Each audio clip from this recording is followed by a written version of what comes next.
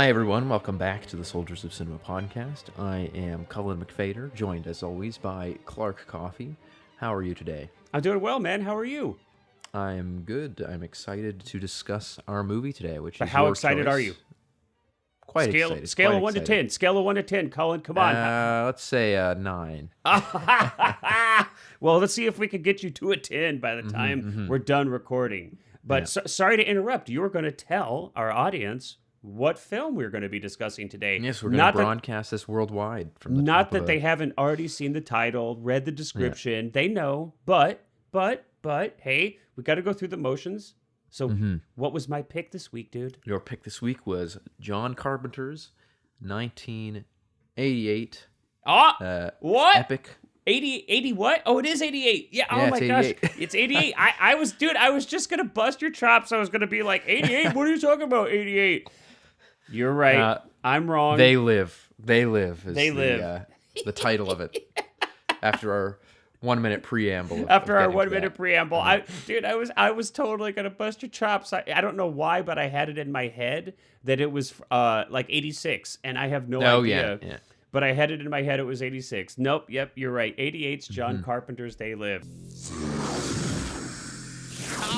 Masters! What do these things want, and why are they here? You still don't get it, do you, boy? They have recruited the rich and the powerful. They're running the whole show. Wake up! They're all about you, all around you. Blinded us to the truth. Take a look. They are safe as long as they are not discovered. I don't know what they are or where they came from, but we gotta stop them. Stay away from me. Put these on. They have us. Look at them. They're everywhere. Our owners. We have no other choice. I don't like this one bit. Leave it alone, man. It ain't none of my business. Ain't none of yours. We have been lulled into a trance. Listen to what I'm saying to you. We're in trouble. The whole world's in trouble. Control us. You're sending some kind of signals out of TV sets. I've got one that can see. Mama don't like tattletale. Now we start spilling some blood. Let's go. Push a button. I have come here to chew bubblegum and kick and I'm all out of bubblegum.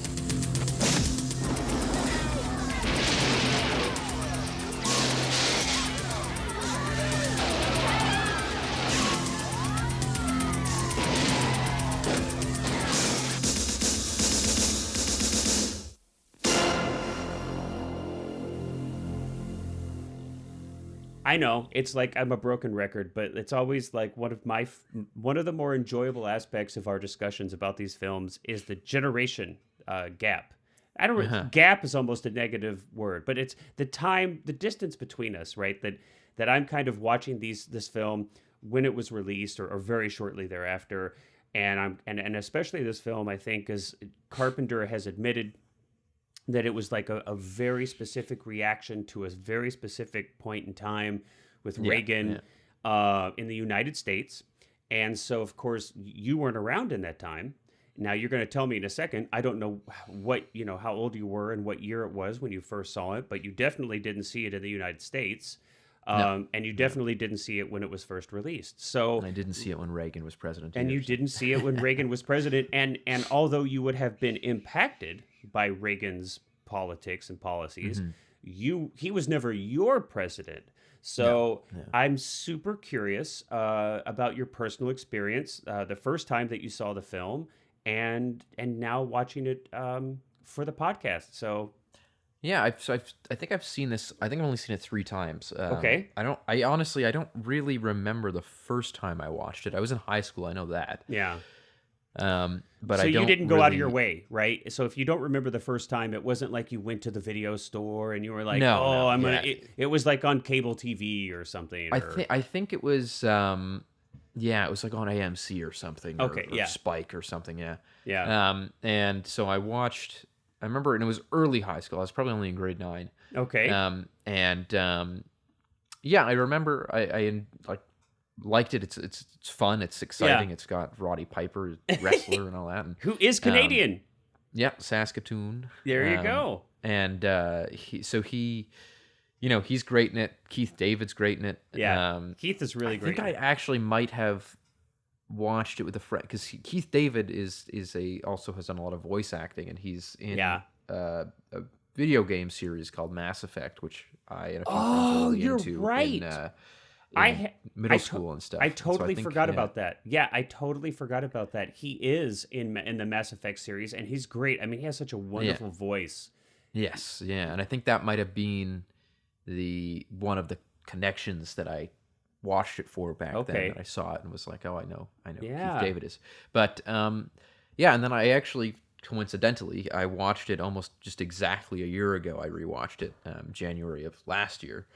Yeah, you know, I love the satire. I love political satire, and I love.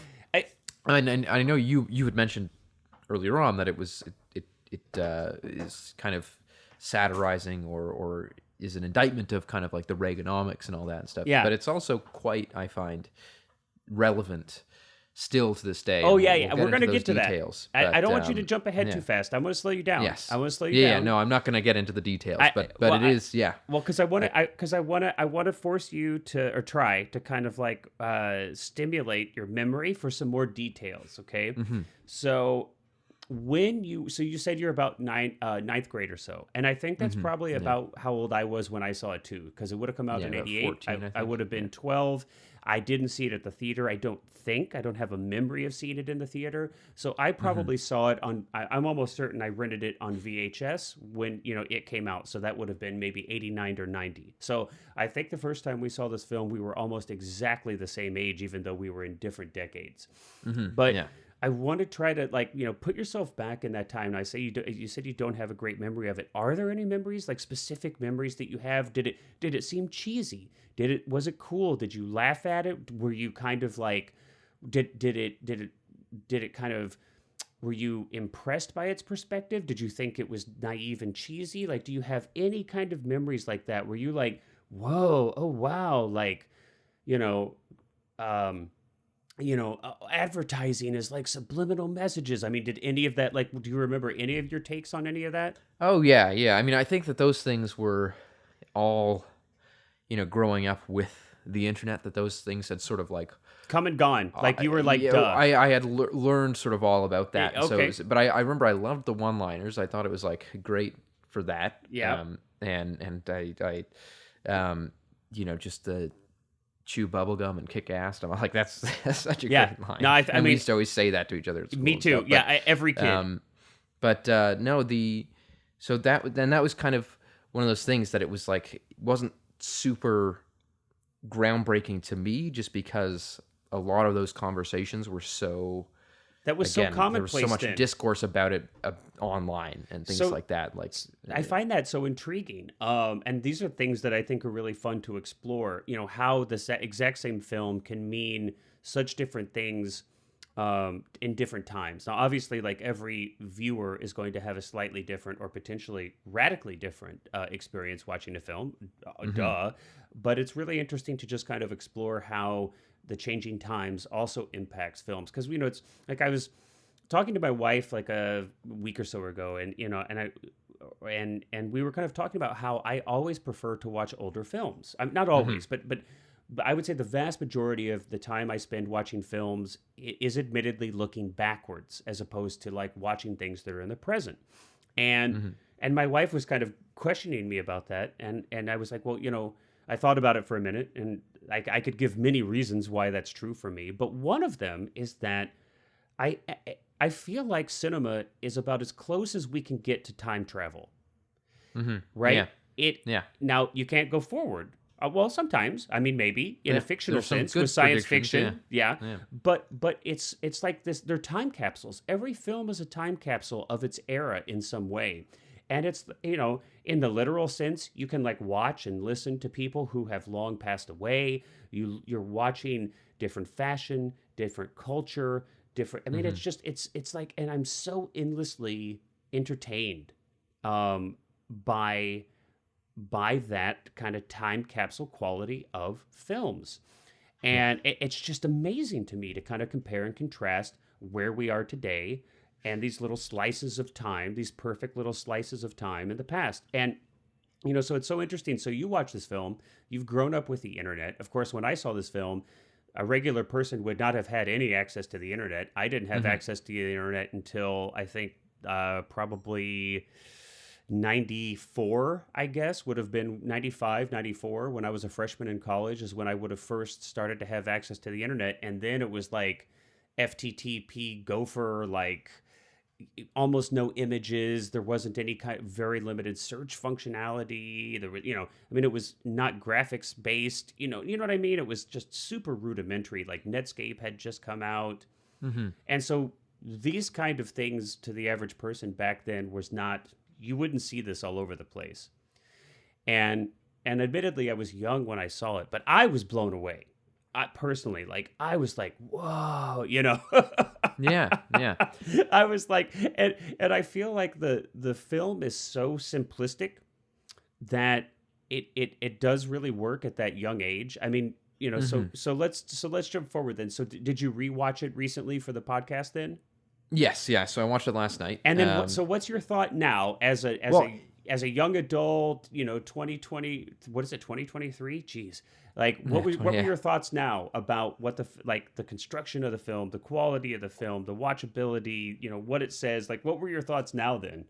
Yeah, well, one thing I will quickly add about my childhood too was that, so like I just thought of this, that because we were talking about Reagan and things like that. Well, because I was, I grew up during, I'm not American, but I grew up during the Bush years, the Bush Jr. Okay. And so when Wait, things, W? W, yeah. Yeah, we call him W down here in the States. Yeah, okay. You call him Junior up there in Canada? W. That's much more. He's That's got much more many different respectful. names. That's much more respectful. Okay.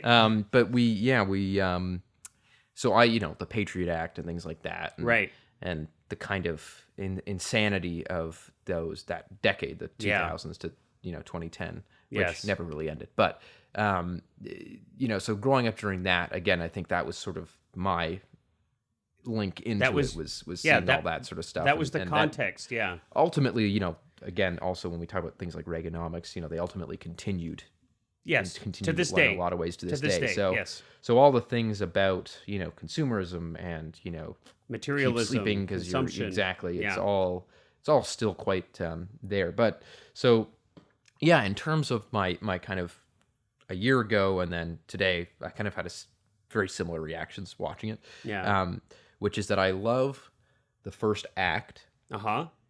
And I like the movie a lot. I mean, which is slower than I remember it. Yeah. So it takes him longer to get. Yeah. I mean, it's like actually a pretty meandering film there, which is because basically our lead character, which I love, his name is Nada, and I don't think we ever hear his name spoken in the film. No, it's just credited. Yeah. But in the credits, his name's Nada, which I think is pulled from the short story and the graphic novel that Carpenter bought and used roughly to write the script from.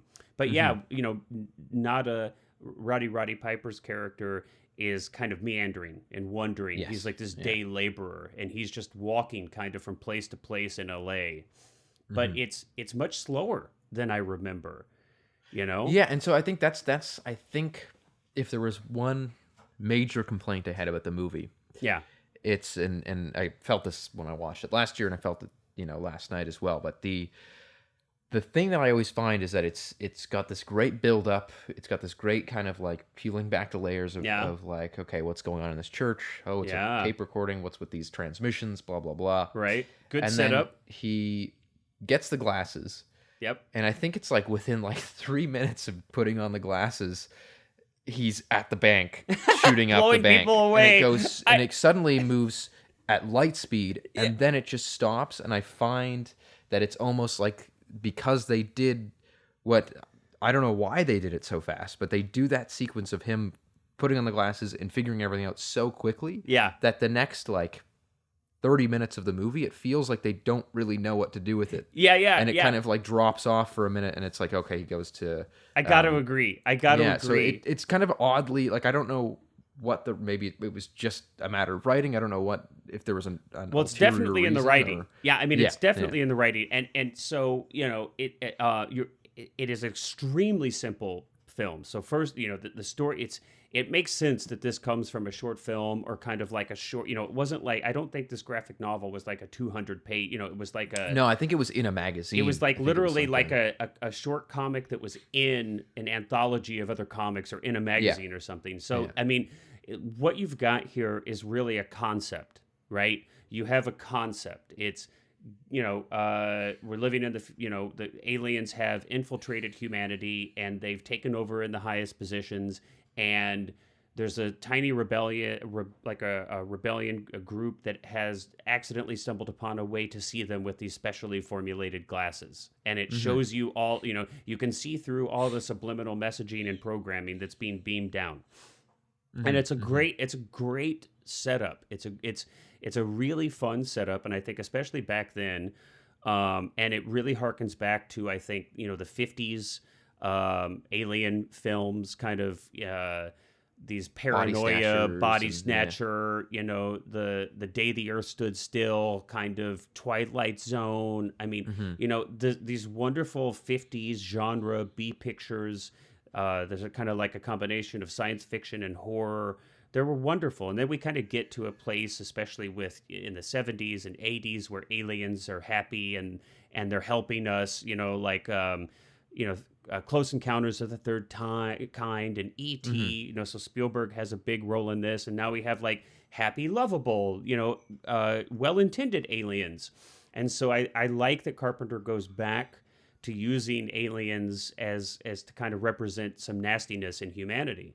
But yeah, I mean, I think the concept's great, but the story that we move that kind of flows forth from that concept's pretty thin. I mean, and it's interesting also because like the aliens are for the most part sort of like not benevolent, but they're like they say, where it's like we're their third world, and so you just kind of have like you don't have obviously.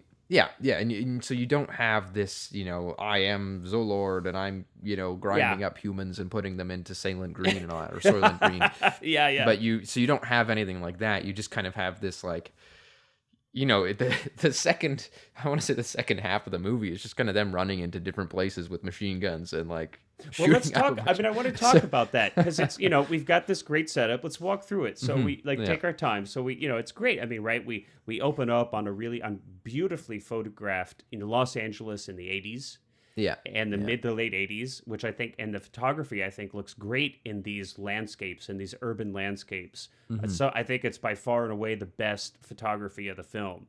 Once we get into interiors, I think it really, the budget constraints really show. But we've got this really beautiful photography, and we're introduced to our main character, and I think Rowdy Piper does a great job representing it in every man. And he's just on the move. We don't know what happened to him, but here he is. And we really quickly find out, that work's hard to come by, that poverty is prevalent, that, we get it really quick.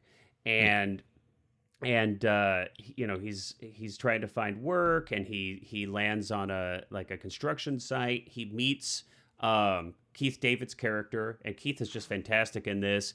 And Keith takes him to basically like an encampment, like a tent city, and which interestingly, of course, in Los Angeles are extremely prevalent now, and in many cities, most if not all cities in the United States now, this is extremely prevalent. So speaking of still having relevance today, wow, I mean, if you went to LA today, you would see encampments like that. Absolutely.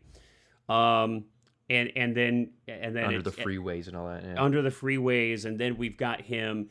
There's the church across the street, and he's kind of like, what's going on at the church? And we've got this preacher outside, and we're kind of starting to hint that maybe there's a little bit of a resistance there. What's going on? And it piques not his interest. And the police are always kind of harassing the priest guy too. Right, sure. And I love that you've got, and honestly, I think maybe my favorite performance in the film is actually George Buck Flower, who plays that drifter. And, so there's an, evening where they're sitting around watching TV at the encampment, and the broadcast is interrupted, right? There's like a pirate broadcast that has interrupted. And, so this is where we first kind of get this, okay, whoa, there's like a resistance for something, and they're talking about, interrupting the transmission and, they're beaming, so we kind of get a little bit of a hint of that. And I think this setup is great, right? This is like, setup's fantastic. Yeah. The setup is fantastic. We're being like, slowly introduced to this world, slowly introduced to these characters. It's totally relatable. And then I think, once, Nada goes into the church, he kind of discovers the glasses. He's like, really? This is what it was all about? Because the encampment gets attacked, like helicopters and bulldozers, and they level the encampment. Police raid on the church and all that. They run everybody out. They burn the church out. I mean, it's this, just like huge, practically like military operation where they devastate the whole area, right? And Rowdy's character, Nada's like, what in the heck? All of this was for what? And so he goes back and he grabs a box and he opens them up, and they're sunglasses. Yeah. And I love it. Like, I love all of that, right? I love that. I love, and now it's easy to take for granted now, but if you had never seen the film, right, and you didn't know what it was about, and you're watching it, you've got this really great, realistic, grounded buildup. And you've got the box that everybody's fussing over is filled with sunglasses. I mean, to me, I love that. Well, it's like one of those great, it reminds me of when they open the Ark in Raiders and it's just sand. Yeah. It's like the same thing. Yeah. I love it. Yeah.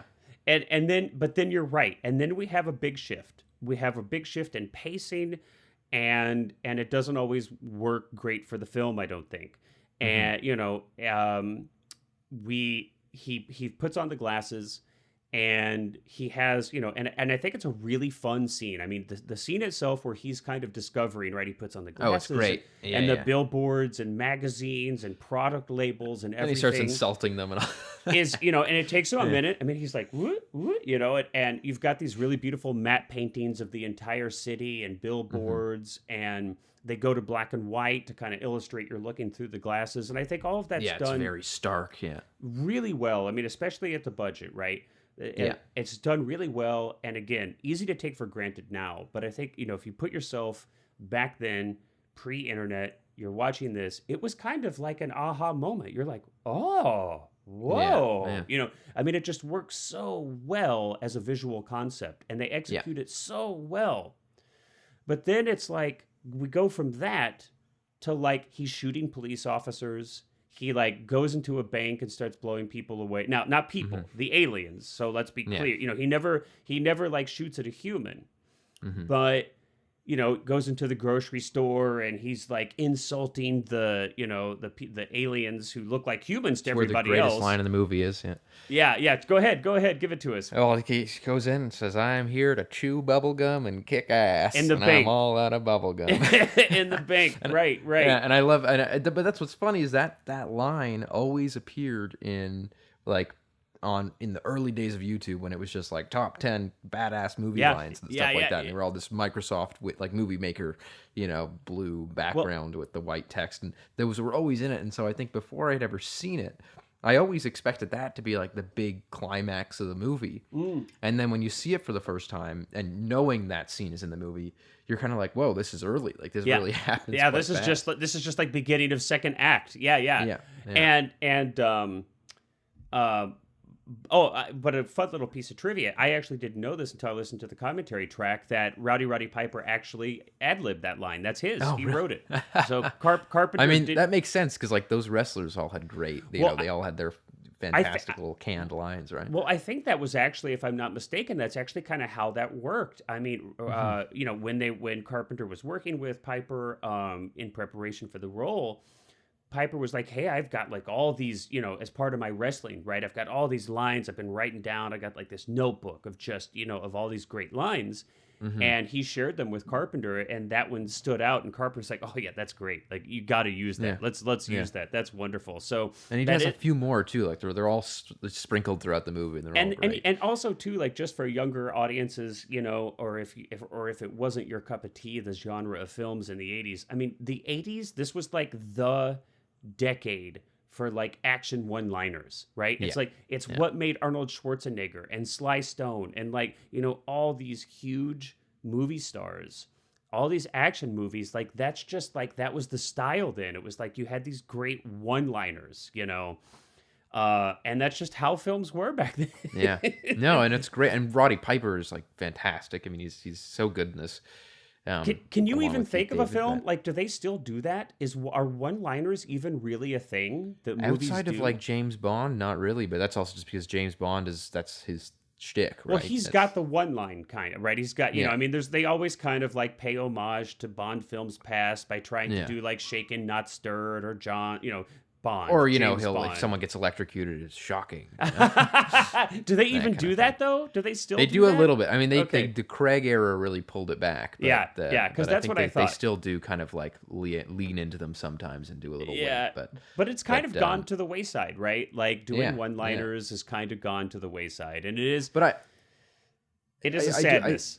yeah, and I do think it's funny though, just with this movie, like you were saying before, was that if you compare this to say another kind of like The World Is Not As It Seems kind of fun movie like that, like The Matrix, for example. Well, I think that this You this kind of informs the Matrix, right? Yes, yeah, This but you look at that, you look at the way that the Matrix kind of paces itself, and it's like, so there's this, very similar in terms of like a first act. You've Right. got a completely naive main character who is kind of brought into this resistance, and the resistance is very clearly outgunned and outmanned, and they're very small, and you kind of reveal all these things about the world, and like, okay, this is what the world really looks like, blah, blah, blah, and you kind of have this reveal.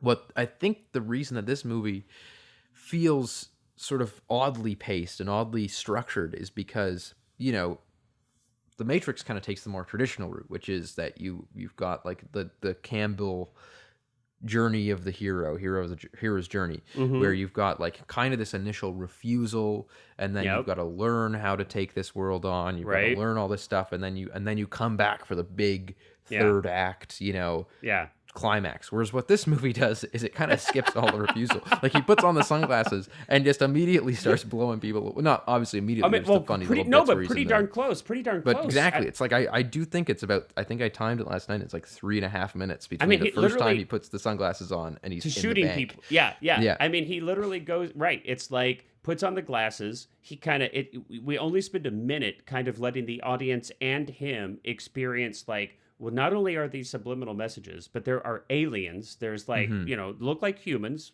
to everybody else, but they're alien or something. I mean, they don't even know if they say aliens. You don't confirm that until we get to the transport room. But okay, something. And then it's like, boom, now he's in a supermarket, right? And he's like, he's ridiculing an alien woman who happens to look like a really wealthy woman. You're all right. This one is, oh my God. That's such And a good his one. lines, what were his lines? It's like, this one looks like her head fell into the cheese dip in 1950s or something. Formaldehyde face. Formaldehyde face. No, it's so good. Dude, when you're a 12-year-old boy in the 80s, like, it just doesn't get better than formaldehyde face. Like, it just doesn't. But then, and then this is when we kind of learned that the wristwatches are, that they wear are kind of communication and then / teleport devices. So she phones him in, she's like, we got one who can see. And then the next thing you know, right? He's blasting people away. But because the first thing wait. that happens is the cops corner him in the alley. Now, does he go into the bank? Refresh my memory. Does he go into the bank before the police or after? No, because he gets the shotgun from the police car. That's right. And then he goes in the bank. That's so he right. kind of loads So up with all the stuff. Yeah. Okay. So she called the lady, the wealthy alien in the supermarket calls in the cops. The cops come in. Of course, they're aliens. He can see him now. Right. They're going to take him in. Nope. He's not having it. Boom. Punches him out, grabs the pistol, kills both of them. Presumably, we assume they're killed. Because he even, it's like we have a little exposition there. It's like, oh, they died just like humans, Yeah. And then now we're off and running, Yeah, We're but off that's, to the and that's races. what's odd though is that it goes the bank scene happens, and then he flees, and there's kind of a little bit more action. Well, and he then goes to meets the up woman's with- house, right? And then it just kind of again, it's like suddenly it's weird meandering pacing. again. Well, like it's like it goes from that to then he's in the woman's house. They have this long conversation, and then there's a little bit of action again when she pushes him out the window. But then he meets up with Roddy Piper. Yep. Or not right? Sorry, Keith David. He meets back up. He meets back now, and then So let's back up for a couple things. One, I mean, it does. It feels like going to the producer. I think isn't she a producer? Meg Foster's character, Holly Thompson, like a television. Is like a television producer, right? So okay, she represents the mass media, right? But she's human, and so Nada thinks, okay, maybe this is an in. She's not one of them. She's in the media, and wow, Meg Foster's eyes are almost a special effect in and of themselves. They are so distinct. Are they contacts or what? They are not. Those are her real eyes. Okay. They are some of the most pale blue eyes you will ever see on a human being, and it does. I mean, literally, it does. It looks like they're like turquoise almost. Yeah. It is really distinctive, and which was a really interesting casting choice, I think, because it's like she's not an alien, right? She is human in the film, but it's almost like her eyes make her alien in a way. She kind of looks like she's being altered in some form, right? Like it kind of gives her this feeling. It does, like, and then this was not, to my understanding, this wasn't on purpose. But in the commentary track or some making of doc, I forget exactly what it was I saw. I think it was in a making of doc. I think it was the DP talks about Gary. Is it Kibbe or Kib? The DP talks about how, super low budget. We're talking about a $3 to $4 million movie here. They don't have a ton of time. How Meg Foster's makeup was done in a way that affected the color timing. It threw things off. And so that she had like a green tint. And he didn't go into details about it, exactly how this came to pass. But in a nutshell, they had to try to time her specifically in her shots to remove the green tint from her face. So if you look at the film closely, her makeup does look strange. She almost looks like too pale. Like the makeup isn't properly tonally matched to her skin tone. So she has like this strange makeup thing going on, plus these really, abnormally pale blue eyes. And it just gives her, such a distinct, strange look. She almost does look alien, like she's been snatched, by the body snatchers in a way. But yeah, she tosses him out the. I love it. She pushes him out the window. She just throws him out the window. It's like, okay, well, I guess I'll just be moving on. And now, one thing that I am always trying to figure out the intention of is because she calls the police after she throws him out the window. Is the implication there that we are supposed to know that she's bad when she shows up at the? See, I don't think we are. So I don't. Like we're supposed to think that she's turned again, like that when she shows up at the meeting, that she's like, kind of like, okay, you know what I am, and okay. I was always a little bit confused as to whether or not she's supposed to be like we're supposed to be like, is she? No, she's here. No, I think it's supposed to be a shock whenever she ends up turning, like full blown. But yes, I think that's the idea, right? And of course, kind of thematically, Carpenter is saying, well, look, it's like, the regular person can be co-opted by the powerful and used as their tool, even though they themselves are not the in-group, that you can be co-opted. You can be the scabs. Right. Exactly. But you're right. It's just, so now it's like within an instant, he's a fugitive from the law. He's killed aliens. He's, then he gets back to Keith David, his character, Frank Armitage. And then you've got, in its time, in that era, one of the most like celebrated, awesome, like 5.5 minute long fist fights in any movie ever. Yeah. It's like it just keeps. It's like not even in a bad way, but it just. I comedically. Love how the amount of times that they're like on the ground out of breath, and then they get up and they sort of say a few words to each other, and then just keep fighting, and it's like, it's such a great laugh, and it's very clearly intentionally, it's funny in that way. But I feel like it's one of the bright spots of the film for sure. Along with kind of the concept in general, it's such a bright spot. I think both actors are fantastic. If you're a wrestling fan. If you know anything about it, to have Piper's character Nada kind of do some wrestling moves and kind of put that into the performance, I think is a really fun homage and a nod to his real life experience, or his other character, I guess you could say, right? His other character as a wrestler. But back then, I mean, it was like, there's no kung fu, there's no fancy moves, it's just like a 5.5 minute long fist fight. And it's just brutal. Just brutal. And one of my favorite parts in it is when he swings the 2x4 at the car window, and then is like, I was hey, like, oh, I'm so man. sorry. It's great. Well, and then Keith David smashes the glass or the glass bottle, and it completely breaks, and then Roddy Piper just laughs at him. It's great. I think that's what gives what makes that fight so fun. I mean, one, it's so over the top in its duration, and so it's almost kind of like making fun of action films of its era, right? That would have been contemporary in that moment. But I think you have two actors, two characters that they don't really want to beat each other up. It's and I think it's a really fun twist on this. Nada is trying to help Frank. Like, I just have put to on the sunglasses. I have to show you this. And, from kind of like a thematic kind of narrative perspective, it does a great job of kind of illustrating how hard that can be to wake somebody up out of kind of a delusion, right? That you almost have to like smack some sense into them sometimes to kind of stop them for a minute and take a beat and realize, holy crap, you've kind of been living in this delusion. So I think it works thematically really well. I think it's acted and performed really well. And even the choreography, although it's quote unquote a simple fight and that it isn't kung fu or, Yeah, there's no backflips and, it's still so well done. Oh, it's great. Yeah. It's so well done. So that's what I mean. And it kind of leans into it too. Like, it's so great that even in the moments when you can see them, tossing each other on the ground, and you definitely can see the mats that are making up the room. It's like still, you don't care. There's such a charm to it. Yeah, exactly. You absolutely don't care. Yeah. But then of course, finally, Nada wins out. Frank puts on the glasses. And now it's like Frank is just as quickly like he's in it too, Yeah. And it's like we hear that Frank has a family.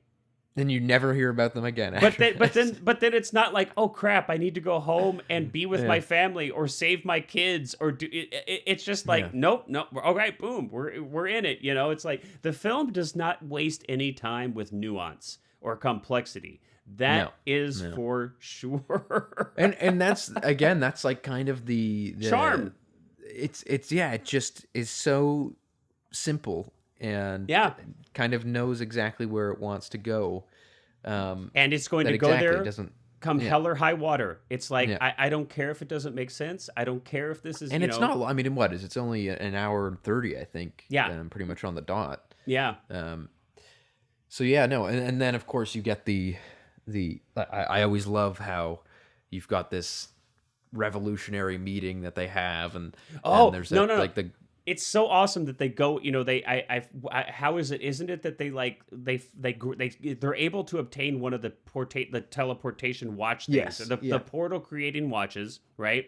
So, and now it's like they get some contact lenses, so they don't have to wear glasses anymore. Now they just now we no longer have to worry about it. Kind of.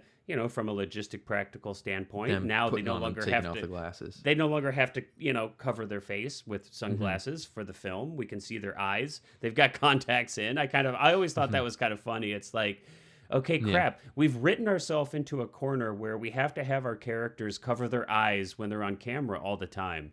Oh, wait a minute. Let's give them contacts. I mean, I love it, and so they go to like what the quote unquote the smoke-filled room where all of the rich and powerful are deciding the fate of everyone else.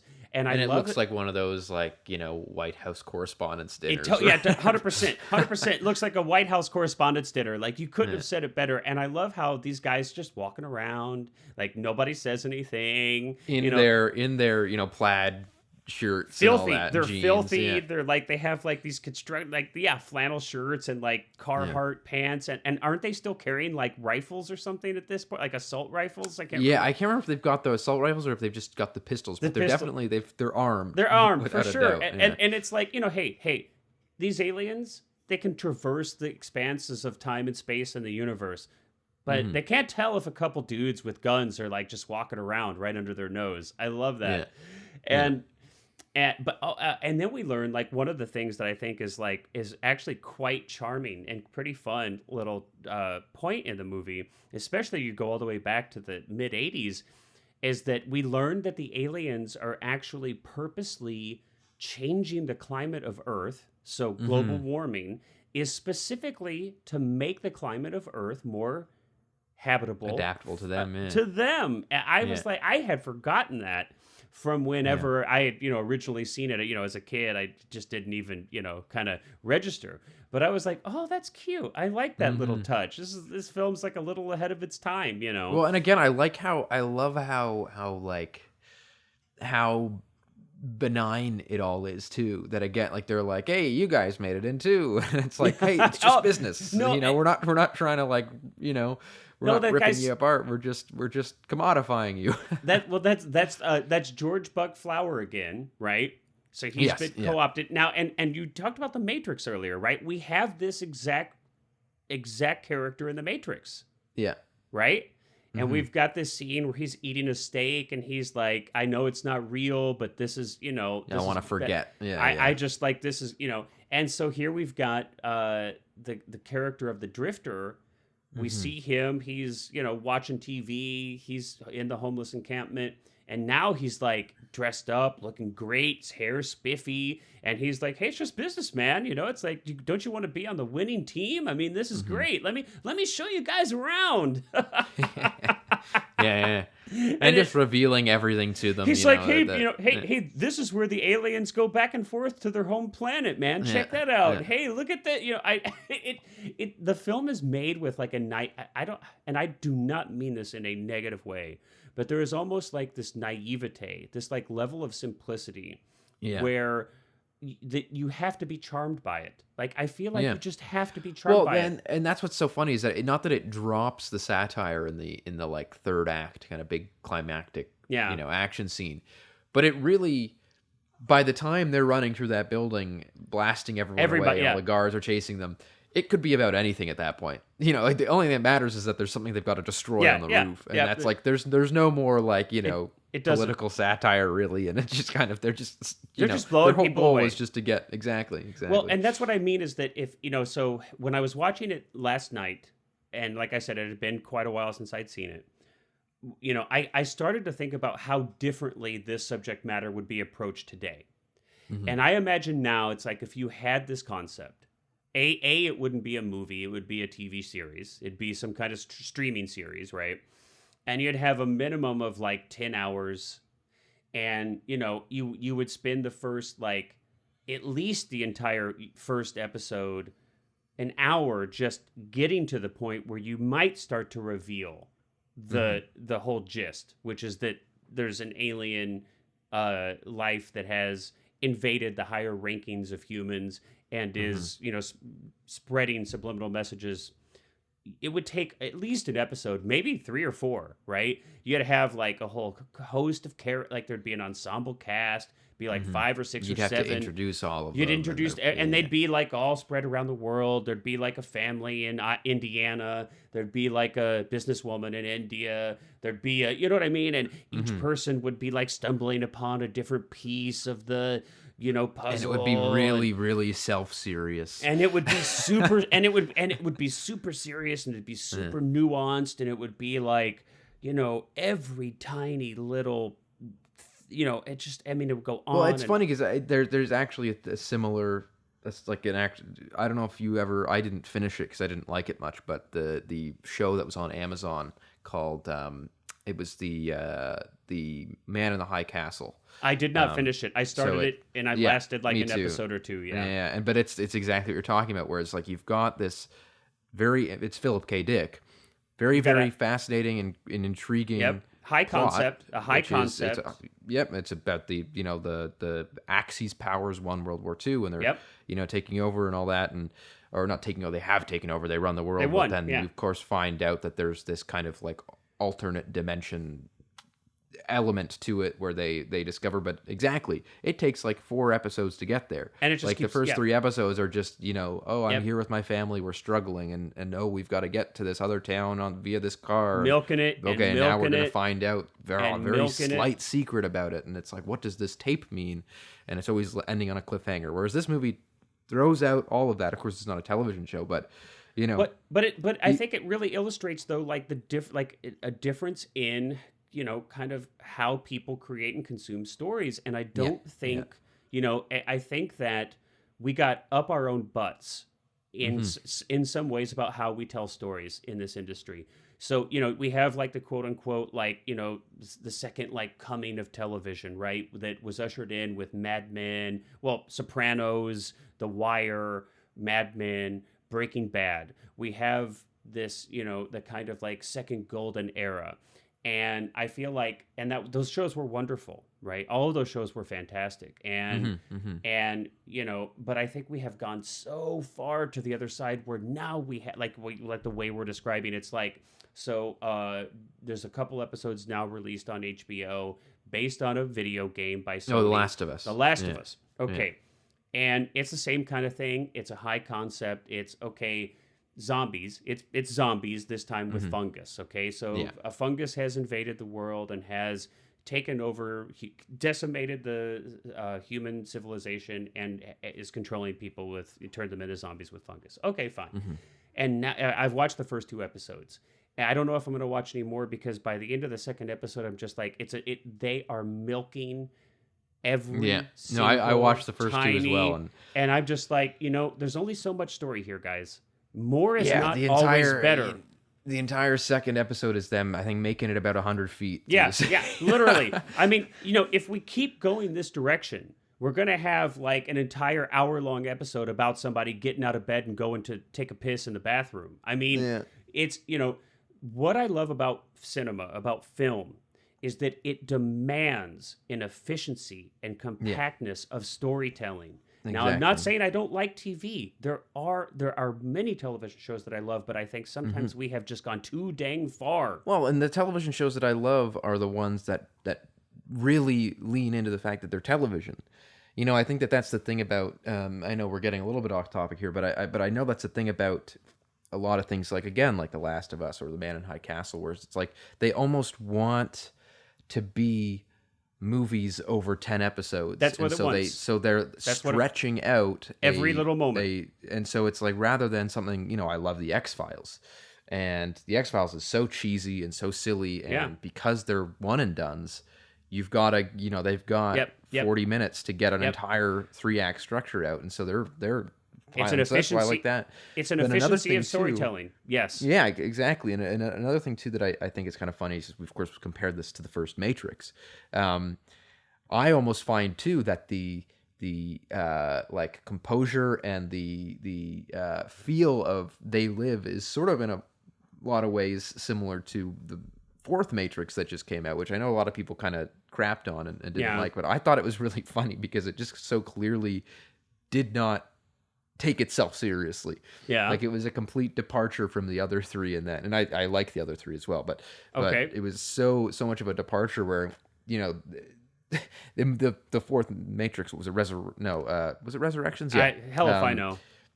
And it's like, it's just so silly and very clear that I think it was just Lana Wachowski, that I don't think Lily came back for, but I think you're right. Yeah. She really did not want to make this movie, and the studio was like, there's literally a line in the movie where the studio is looking at Keanu Reeves, who designs this Matrix game, and they're like, hey, we're going to make it with or without you. And she's so clearly like making fun of it and indicting the studio. And so there's almost that kind of feel to They Live, where it's just, it doesn't take itself super seriously, but at the same time, it does effectively deliver this satirical message, right? And I guess that's where, to take it full circle, I guess I was just like, when you watch the film and you see how simple it is. Now, again, I'm not saying that, for a film to be a great film, it just needs to be simple. That's not what I'm saying at all.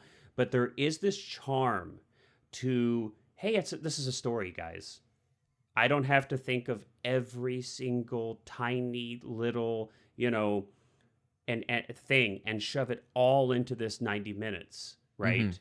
And it can be kind of entertaining, and it has kind of a little bit of, it has an interesting concept, and I think it like delivers its satire effectively in that first act, primarily the first and second act. And then it kind of delivers a payoff of action, and boom. But I guess it's just, I think we have swung so far to the other side where everything is so serious and everything is so, it's like, character, like I said, I walked from the bed to the bathroom and peed, and then I'm going to make an hour-long episode out of that. And it's like, oh my gosh, I can't take it. And I have a hunch. I have a hunch. Mark my words here. I'm going to have a prediction. Okay, so let's see. It's 12:35 in the afternoon on January 26th here. We're recording. But I think we're going to have like a little bit of a shift back. I think there's so much content that we're overwhelmed by it, number one. And I think the economics of it, people have found out it's not working. Netflix, HBO, Hulu, Disney, all the major studios. It's more content than anybody can watch, and they're spending millions of dollars per episode, per hour of TV, and there's just not enough eyeballs, man. There's not enough time. There's no way to make, there's no way to watch it. That. There's not enough people to watch it. And I think we might see a shift, where we come back to, maybe like more self-contained stories. And I think it would be a little bit better for the balance of storytelling to do so. But to go back to this film, it like kind of warms my heart. I mean, it's almost like, looking back on like something that you wrote when you're 12, and you're like, it's so pure and kind of naive and kind of simple, and it's just like, oh, that's like so sweet and charming. There's not a lot of complication, and but yeah, and then just to kind of take it to the end, I mean, they're shooting it out in the alien compound in the skyscraper where they're sending out the signal. And this speaks to what you were talking about, where, well, wait a minute, was like Meg Foster's character supposed to be good, bad? We do have kind of I think an interesting choice from Carpenter, where we get an answer to that question pretty darn quick. Yes. Without any fanfare, she just offs Frank. Off screen. I mean, we don't see it, but I mean, we see enough. We know what's going to happen, but just boom. Yeah. And then of course, Nada's character is forced to kill her.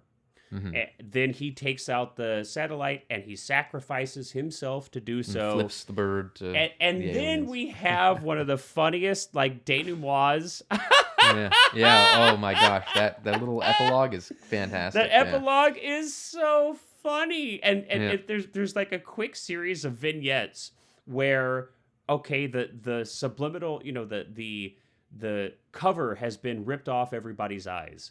And so now everybody is seeing the aliens and their messaging as they really exist. And oh my God, it cracks me up. That very last vignette where the woman is having sex with the alien and now she can see it. Yeah.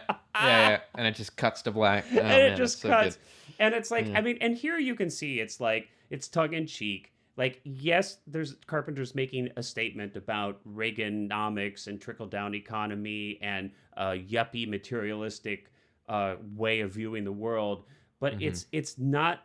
It's like, strangely though, it's not this cynical, heavy thing. It's honest. It's at the end of the day, it's kind of funny. Like, you get the message, but it's funny. But I just I wanted to say something. So I've got the Shout Factory Blu-ray release of this disc. And on that disc, there is a commentary track between Carpenter and Piper. And I have to say that Roddy Piper comes off as one of the sweetest guys. Now, I don't know anything about his life, but just in this hour and 90 minutes where he's talking to Carpenter, he is like so sweet and grateful for Carpenter. And he talks about how Carpenter, Roddy Piper's not an actor, right? He's a wrestler. And he kept talking about how much time Carpenter spent helping him with his performance, how much the film meant to him, how much fans loved it. It was like so endearing and sweet, you know. And he would just like constantly just compliment, like, but not in some weird cynical way. I don't mean to give that impression where he's just trying to kiss the guy's butt or something, you know, and he knows it's going to be on a Blu-ray. But like extremely genuine. And, you know, it really sounds like Piper is this guy, like in real life. Like he is Nada in real life, which of course I'm sure that's why Carpenter cast him. He knew he wouldn't need to act much, right? But just such a great fit. And it was just, I don't really have anything more to say than just, I was really taken aback by how endearing and how sweet it was when he was talking about how much Carpenter worked with him on the film. Anyway, I think if you're shooting to be a director, if you are a director, I think working towards a place where your actors think of you in the way that Piper thinks of Carpenter would be probably not a bad goal. Yeah, it's funny because I was never much into wrestling as a kid. Me either. Yeah. But I remember I met from, I can't remember how I met him, but Bret Hart, who was like another wrestler. He was from I don't know Canada, that I can place him exactly. He wrestled in the I don't know if it was the WWF or WWE or what. Got me. But I remember meeting him, and he was like super friendly. So apparently all these wrestlers are quite nice guys. And I know that apparently what's his name? Who's the big guy? Oh yeah, what's his name? I love what's his name. He's like probably the most famous. He's the blonde guy. So not The Rock, because Rock is probably the most famous wrestler ever.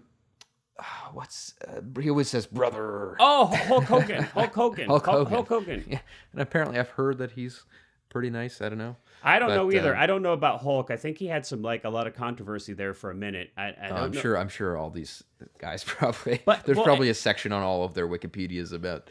But here's the thing, you know, and I just want to add this again. It's not like this is an advertisement for Rowdy Piper, and he is he has passed on. He's deceased, but it was also just that, you know, in the same way that the film feels so like charmingly naive or innocent in a way, instead of cynical, and, you know, like Piper was, I mean, it's just amazing, his commentary track, how, you know, I mean, it was just, I don't know, it was kind of just a breath of fresh air. And I think today people are so guarded, generally, they're so calculated, you know, especially anybody in public life. But I feel like all of us now have kind of gotten to this place where everything is so performative. We're on social media. We maintain images. We maintain, you know, this polished kind of thing. We don't want to be embarrassed or seem, you know, naive or innocent ourselves. And it was just like the antithesis of that. You know, it was like just really sweet. And he did talk about wrestling and talked about kind of, now I'm speaking of getting off on a tangent here, but how dangerous of a profession that is, how the high the suicide rates are in that industry, and some other things. Destroys your body, and destroys your body. And so he kind of talked about pulling from a lot of that in the actual role itself, which I thought was pretty darn interesting. And, you know, especially for somebody as a non-actor, I'm like, wow, those are some pretty good choices, man. That's good stuff. I can see that. So, anywho, well, and he's got, you know what, he's got a great role on one of my favorite shows, It's Always Sunny in Philadelphia. You know, I haven't seen any of that, but I did hear. Now, was he like? We'll wrap up here in a second, but was he like a guest star for a couple episodes? Yeah, he's kind of like a recurring, little. Very cool. He's a wrestler on there too, but it's like this funny little role that he does. So rest great show if you haven't seen it. Rest in peace, Rowdy Piper. But, died 2015. Yeah. Yeah. Well, I guess we'll bring this one to a close. Add one more '80s film to our notch to our belt. I feel like the '80s have been highly represented in our movie selection. Which Quentin Tarantino says the 80s was a horrible decade for films. I love Quentin, but I seriously beg to differ. And I hope we're proving a little bit of that.